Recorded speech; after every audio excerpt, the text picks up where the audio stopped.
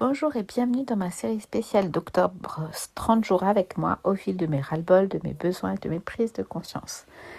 Voilà, si tu arrives sur ce podcast aujourd'hui, je t'explique. J'ai eu envie de créer donc cette série parce que en fait c'est le mois de mon anniversaire. Voilà, c'était mon anniversaire le 1er octobre.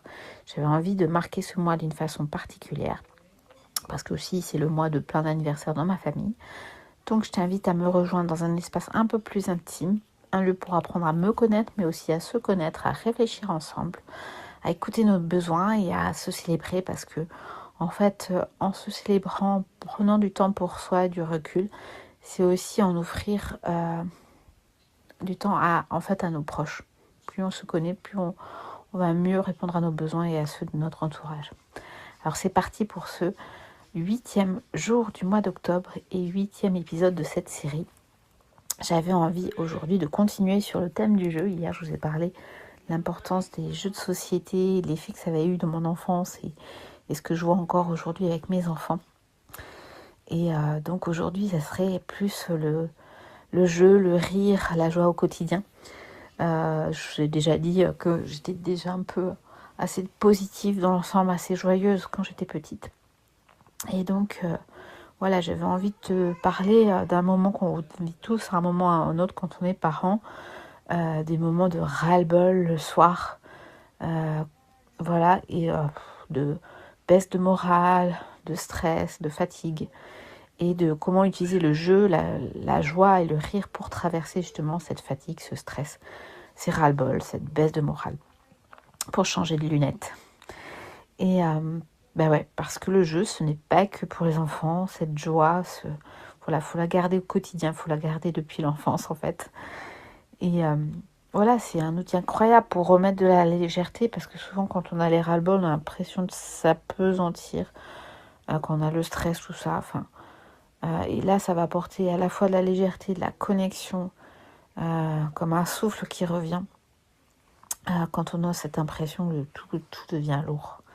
Et moi, voilà, je vais pas le faire à chaque fois, hein, mais quand la fatigue s'installe, quand il y a des moments où je suis épuisée et que il y a des petits reflux du quotidien, des enfants, soit le matin quand on n'est pas trop réveillé, je veux pas m'habiller, ou soit le soir quand je veux pas, me laver, me remettre mon pyjama, etc. Je veux pas ranger, je veux pas mettre mes chaussures, etc. Ces moments, on a l'impression que ça va être des montagnes.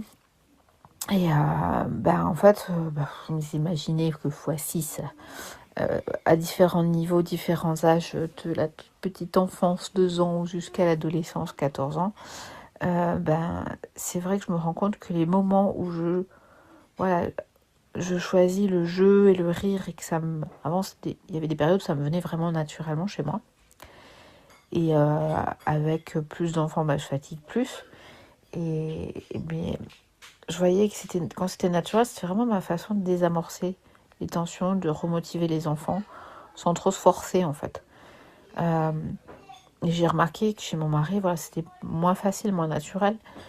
Et chez moi, quand il y a encore plus de fatigue, pendant mes grossesses ou quand j'ai le bébé à m'occuper, que la fatigue s'installe encore plus, c'est plus difficile. Et qu'on perd un peu cette créativité, cette légèreté. Et ouais, j'ai appris vraiment à retrouver cet état de joie naturelle, en fait, de switch d'état d'esprit. Quand j'ai commencé, juste pendant le premier confinement en 2020, à faire partie des Fabuleuses au foyer, avec Hélène Bonhomme, et le pouvoir de la télécommande. En fait, cette idée qu'on peut switcher son état d'esprit, vous avez le droit à la joie de ma petite dernière en direct derrière. Et du coup, de switcher son état d'esprit, et au lieu de rester coincé dans la fatigue, l'amorosité, en fait, d'appuyer sur pause et de réorienter la lecture sur autre chose, en fait. En mettant une bonne musique dynamique qu'on aime bien, qui nous donne envie de danser, en se mettant à danser, en levant les bras et tout, en embarquant les enfants avec. D'activer son corps de façon joyeuse, en fait. Même simplement le fait de sourire, en fait. J'avais appris du coup qu'on ne peut pas sourire en pensant à quelque chose de triste. Et c'est trop vrai en fait. Et ça me fait penser qu'il y a des années, j'avais entendu parler quand j'habitais sur Paris à des séances en fait de rire forcé, enfin de fou rire, voilà, où on allait rire et tout sur Paris, il y avait des trucs comme ça. Et en fait, voilà, c'est vrai que voilà, on peut pas mettre son corps en joie sans que ça ait un effet positif. En fait, le corps, il envoie un message au cerveau et il dit ça va mieux. Et petit à petit, en fait, ça résonne dans tout le corps, ça s'installe. Voilà, on réinstalle une bonne humeur malgré la fatigue dans tout le corps. C'est simple, en fait, mais c'est puissant. Mais il faut juste, en fait, voilà, prendre cette décision dans la tête. C'est juste un petit switch qui permet, en fait, de remettre un petit peu d'énergie dans le jeu, juste, en fait, pour pas, en fait, s'alourdir et encore plus se vider, mais de garder un peu de ce qui nous reste, en fait, au lieu de le vider encore plus. Voilà, de se retrouver ce plaisir de rire, de se reconnecter à la vie. Ça peut nous recharger, nous permettre de continuer. Et bien, entre les rires et les pleurs à côté. Bon, je continue. Oui, en fait, je vois que du coup, mon mari, voilà, maintenant, il garde plus cette posture-là qu'avant. Et au lieu de s'énerver maintenant, d'hausser le ton, quand il essaye de mettre le pyjama à la petite dernière, il transforme souvent la situation en jeu. Voilà, au lieu de lui dire allez, je t'habille et tout, c'est comme ça, et de forcer, il commence voilà, à faire à la chatouiller, à faire semblant de la manger, etc. Avec les autres, là, il fait des blagues, des courses et tout ça. Et tout de suite, ça change l'ambiance, en fait. Elle commence à rire et tout, alors qu'elle pleurait finalement dû à la fatigue. Et voilà, les autres aussi, ils se mettent à rire, ils se mettent en mouvement, ils se détendent, et puis voilà, ils switchent aussi leur esprit. Donc c'est cool parce qu'en fait, on apprend aussi à ça, aux enfants. Donc ce que j'aime en fait dans cette approche-là sur le pouvoir du jeu, du rire, c'est qu'elle nie pas la difficulté. Voilà, on est fatigué, c'est vrai. Mais on choisit vraiment de traverser cette fatigue autrement. Avec un peu d'humour, un sourire, un clin d'œil, une blague. Voilà. Et puis, faut le dire, hein, le rire, ça fait toujours du bien au corps. Parce que quand on commence à s'énerver, à rentrer dans la colère, on est déjà stressé par le travail, la journée. On entre, on rentre en rapport de force avec les enfants. Et en fait, moi, je sens tout de suite. Voilà, ça augmente le stress, la pression, on le sent dans le corps, on est tendu. C'est pas bon du tout pour le corps. On sait aussi beaucoup aujourd'hui, il y a beaucoup d'études qui le montrent, en fait, les effets du stress sur le cœur, la respiration, mais aussi sur les neurones, sur tout le système nerveux.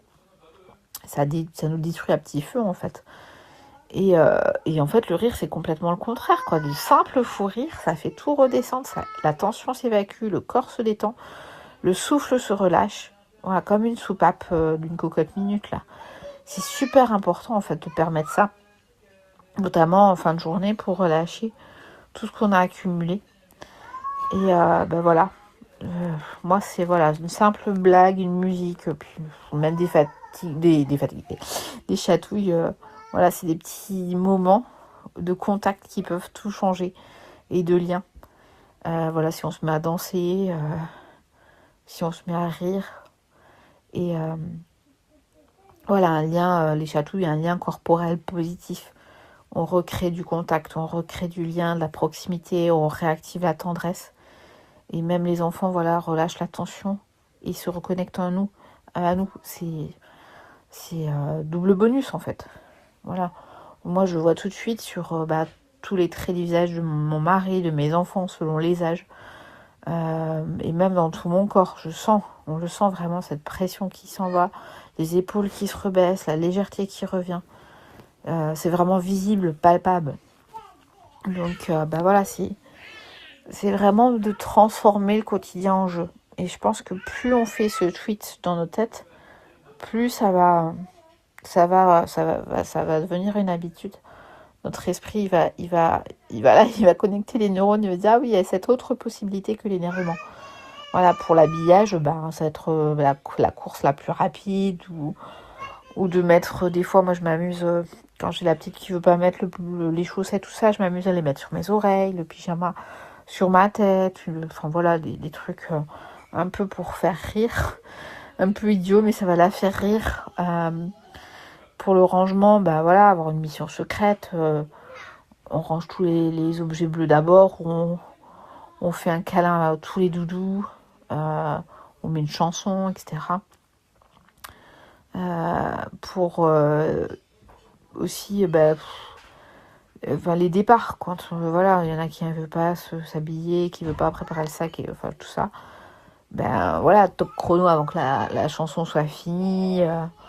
Et puis d'accentuer le fait sur oh, mais toi t'es trop rapide, mais tu vas être trop rapide, beaucoup plus rapide que moi à mettre tes chaussures. Moi je suis trop lente. Enfin voilà, mettre en valeur l'enfant et en même temps mettre un petit défi rigolo.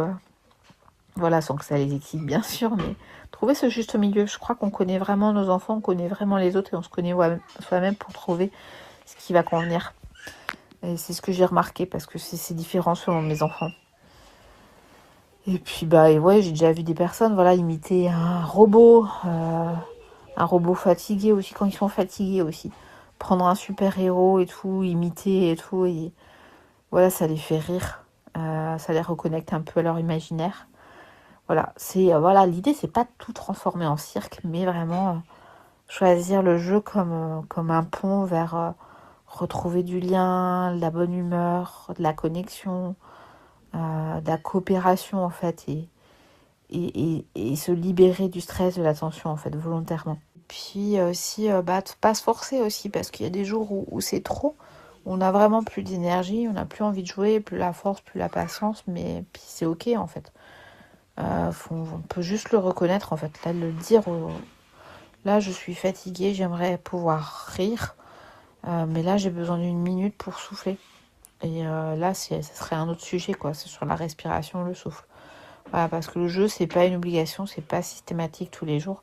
C'est vraiment une ressource qu'on peut sentir quand on peut y revenir quand on en a besoin et quand on se sent capable. Voilà. Et voilà, moi, quand je le sens, quand je le fais, voilà, ça me redonne aussi un peu d'énergie. Mais si c'est pas possible, voilà, c'est pas possible. Mais c'est important aussi de le dire, quoi. Et donc voilà, je t'invite à repérer aussi dans ta vie s'il y a des moments où c'était arrivé de passer par là. Plutôt que de forcer, plutôt que de lutter, d'avoir choisi le jeu, le rire, même un tout petit peu. Et donc voilà, parce que le rire ne change pas ce qu'il y a à faire en fait. On doit le faire, mais ça change la façon dont on le vit et ça c'est important. Voilà un peu ce morceau de ma vie, ce morceau de mes réflexions et avec quelques petites pointes de rire et de cris par derrière pour illustrer. Je te souhaite une bonne soirée et si ça fait écho en toi, n'hésite pas à me faire des retours et voilà, soit en message sur mon Insta ou par mail. Tu as les infos juste en description. Bonne soirée et à demain.